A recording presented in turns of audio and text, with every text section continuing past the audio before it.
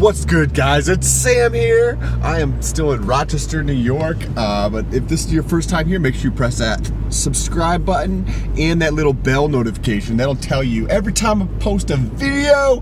I just got up. I am going to go over to my mom's and help her move some furniture because she doesn't have anybody to help her move some furniture. But in the meantime, on the way over there, I wanted to tell you about this interesting study that I found. It was on NCBI, which is aggregates a lot of different research studies, and there was a few different ones.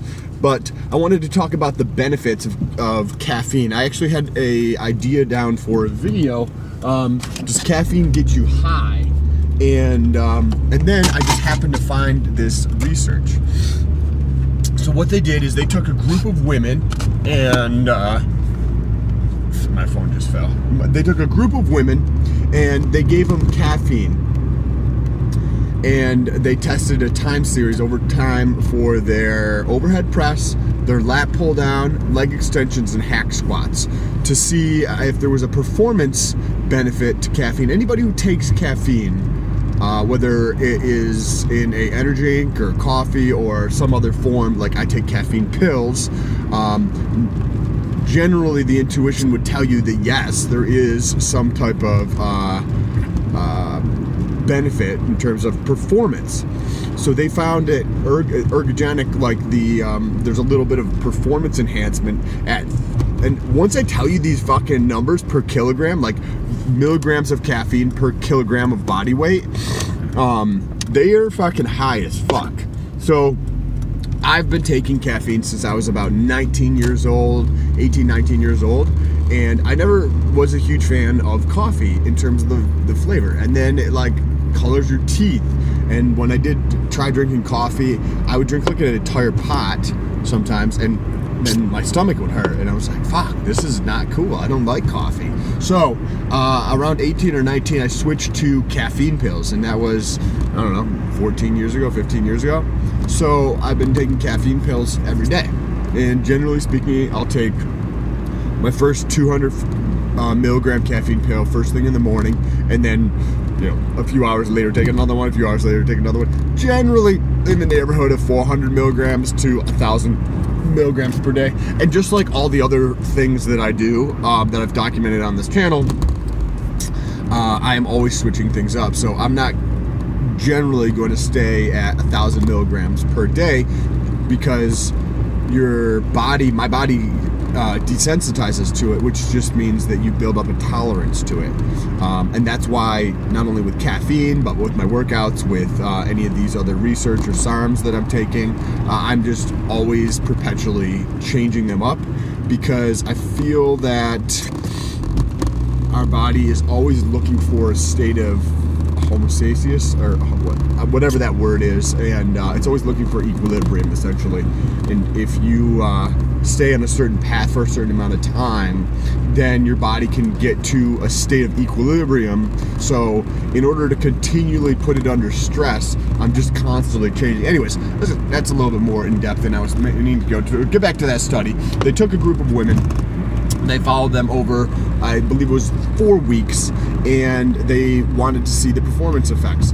Now, they did see performance increases for, I forgot what it was. I think it was power output, the number of reps. They saw the reduction in fatigue, and there was one other thing that they saw. Now, for the maximum amount of benefits, what they actually noticed, wait till you hear this number, 6 milligrams per kilogram. So I'm 225, 230 pounds. I haven't weighed myself in several months, but I'm like not like a small dude, but like not a giant dude either, but like 230 pounds, 225 pounds. So that's over 100 kilograms. So that's 600